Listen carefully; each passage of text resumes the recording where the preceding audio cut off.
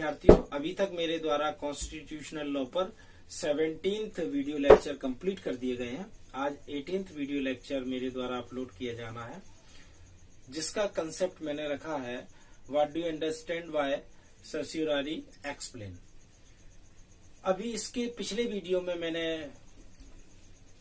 प्रतिषेध लेख के बारे में बात की थी कि प्रतिषेध लेख किसे कहते हैं, और आज मेरे द्वारा उत्प्रेषण लेख के बारे में आपको बताया जाना है। तो देखिए, what do you understand by सर्स्यूरारी।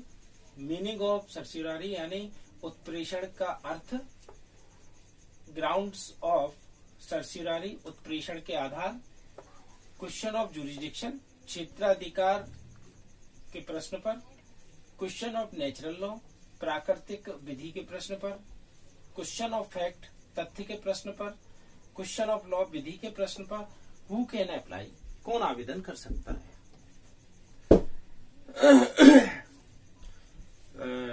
Dear student, if you see that particular notice board, you have to decide it certiorari totally 99% is similar to provision writ. I mean to say provision and certiorari writ, it is a both a part of the single coin. I mean to say head or tail. कहने का तात्पर्य विद्यार्थी ये है कि प्रतिषेध लेख और उत्प्रेषण लेख ये दोनों ही एक ही सिक्के के दो पहलू हैं। एक हेड है तो दूसरा टेल है। अदरवाइज आप देख रहे होंगे, मैंने यहाँ नोटिस बोर्ड पे लिख रखा है, ये ही कंटेंट प्रतिषेध लेख में थे और यही कंटेंट यहाँ उत्प्रेषण लेख में है। तो फिर क्या अंतर है? जब दोनों में सिमिलरिटी इतनी ज्यादा है तो अंतर क्या है? फिर क्यों दोनों को अलग अलग डिफाइन किया गया है? लेकिन अंतर तो है, और बहुत बारीक अंतर है, बहुत थोड़ा सा अंतर है, लेकिन अपनी अहमियत रखता है। जिस तरह एक ही सिक्के पर दो पहलू होते हैं, एक तरफ हेड होता है और एक तरफ टेल, तो क्या हम ये कहें कि कोई बड़ा अंतर नहीं है? नहीं, बहुत बड़ा अंतर है। It is a similar part of a coin. एक दूसरे के संपूरक हैं, एक ही कॉइन पर छपे हुए हैं, लेकिन दोनों की अलग अलग वैल्यू होती है। विद्यार्थियों, आप जानते होंगे कि हेड और टेल एक ही सिक्के पर है, पर दोनों में बहुत बड़ा अंतर है। हेड आने पर हम बाजी जीत जाते हैं और टेल आने पर हार जाते हैं। अब वो अंतर क्या है उसे अभी हम समझते हैं।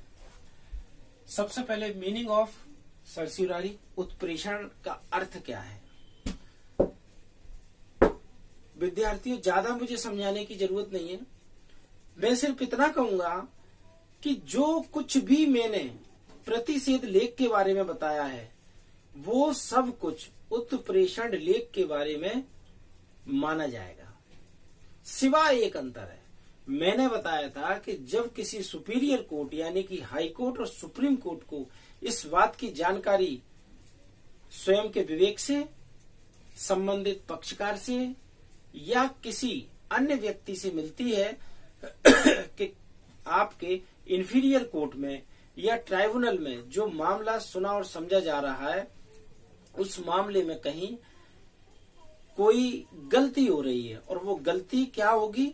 या तो प्राकृतिक नियमों का उल्लंघन हो रहा है, या विधि के प्रश्न पर गलती है, या तथ्य के प्रश्न पर गलती है, या फिर मैंने यहाँ लिख रखा है क्वेश्चन ऑफ जुरिडिक्शन क्षेत्राधिकार के आधार पर गलती की जा रही है।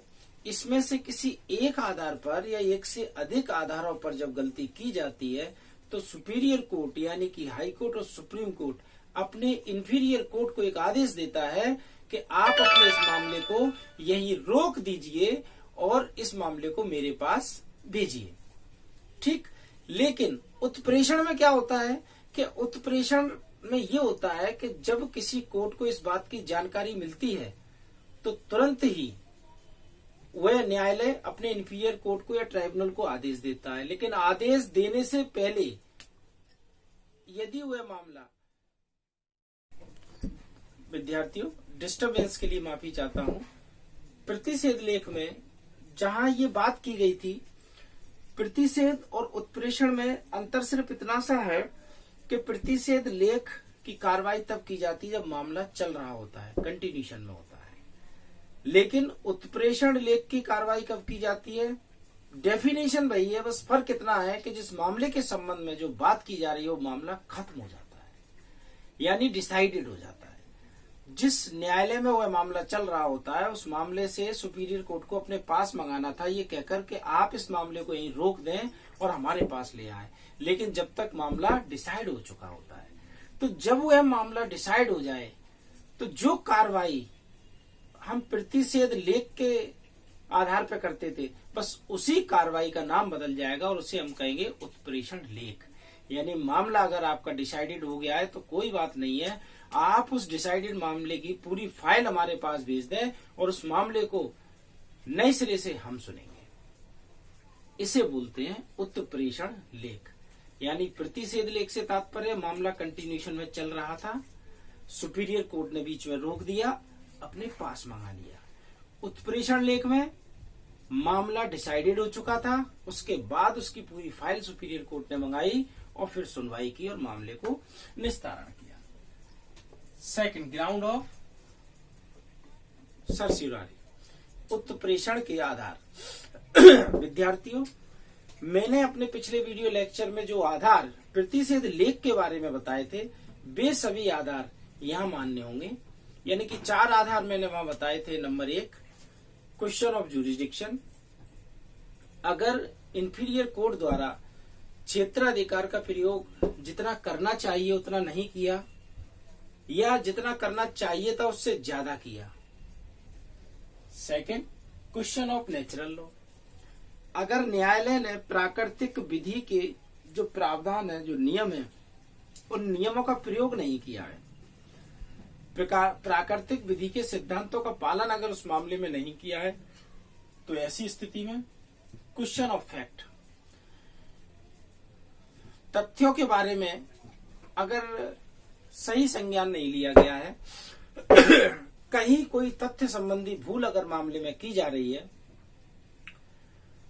तो उस आधार पर उत्प्रेषण लेख जारी किया जा सकता है। Last, question of law. अगर विधि के प्रश्न पर कहीं कोई गलती की जा रही है तो उस आधार पर भी उत्प्रेषण लेख जारी किया जाएगा। Who can apply? प्रत्येक वह पक्षकार जो पक्षकार प्रतिषेध लेख में आवेदन कर सकता था, वह प्रत्येक पक्षकार यहाँ भी आवेदन कर सकेगा।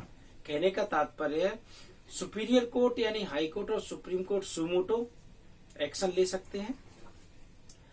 व्यतीत पक्षकार के आवेदन किए जाने पर एक्शन ले सकते हैं, या किसी अन्य व्यक्ति द्वारा आवेदन किए जाने पर भी मामला सामने आ सकता है।